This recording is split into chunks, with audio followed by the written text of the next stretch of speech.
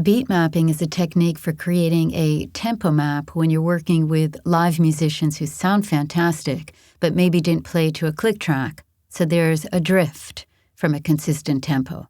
It also can help with samples off a record that drift in time. These drums here were recorded freeform without a click track.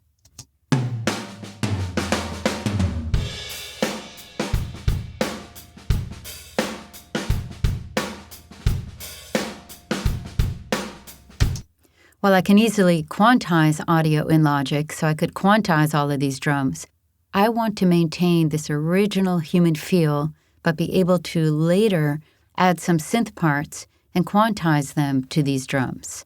So I want to create a tempo map of the multiple tempos here and have the bar and beat grid conform to this original audio. This is called beat mapping. I'll open up the view of global tracks by clicking on this Hide Show Global Tracks disclosure triangle on top of the track list. I don't need all of these in view, so I'm going to Control-click, hide the arrangement, hide the signature track, and the marker track. And what I do want is this one at the bottom, Show Beat Mapping. In fact, let's make this view even larger. I'll select the kick track performed by the live drummer, this one on top. Here it is. I could use any of the drums, but the kick is usually the steadiest, and the other drums will be pretty well aligned to it. I'll zoom in by lassoing around an area so you can really see what's going on. This can be a little tricky at first until you get the hang of it, then it's easy. With the kick track highlighted, I can select Analyze Transients from the Beat Mapping pop-up menu. They already were analyzed, that's why you're seeing the transients. But let's do it again, selecting right here, Analyze Transients. It's going to go through the process again. It's asking me if I want to overwrite. I'll say yes. And now it's analyzing and finding these transients. They're visible as the blue vertical lines in the lower half of the beat mapping track.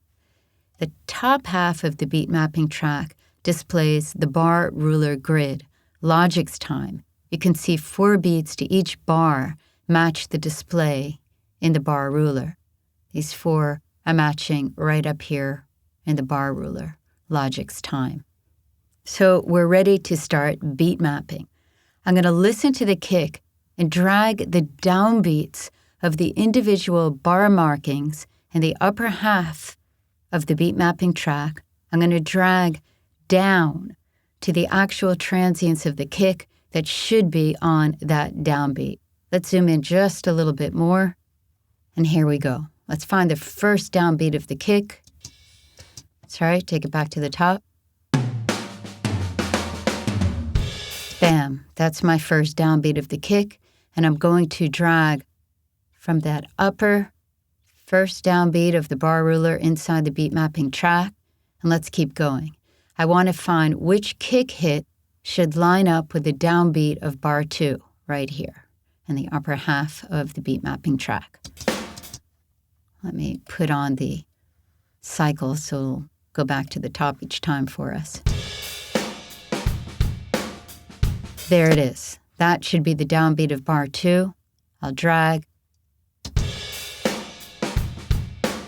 1, 2, 3, 4. That should be the downbeat of bar 3. And now you can start to see, because they're much more closely lining up. Downbeat.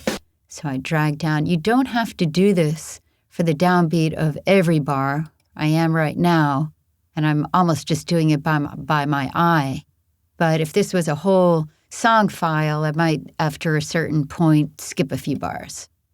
Now, if we zoom in on the tempo track, you can see the tempo changes that Logic is identifying.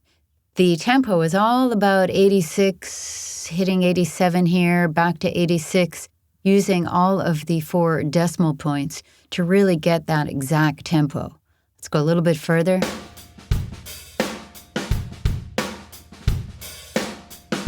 This one looks off.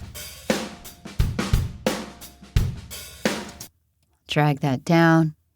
And you can see it made a subtle tempo adjustment. If I connect those, well, a little subtle too. Whether you'd hear that is questionable. But if you're quantizing other performances to it, you want this exact tempo map. And that's it. I can open up the tempo list and look at a list view of all of these tempo changes we've made. I'll go to the Edit menu, Tempo, right at the bottom, Show Tempo List. Here's our tempo map. I just want to emphasize that all we're doing is creating a tempo map. We're not making any changes to the actual audio. This is going to sound exactly as it did when we started.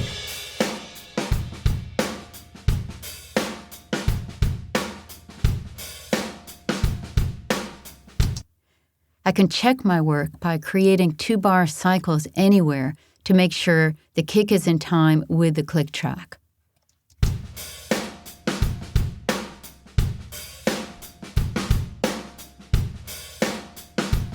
Move those 2 bars.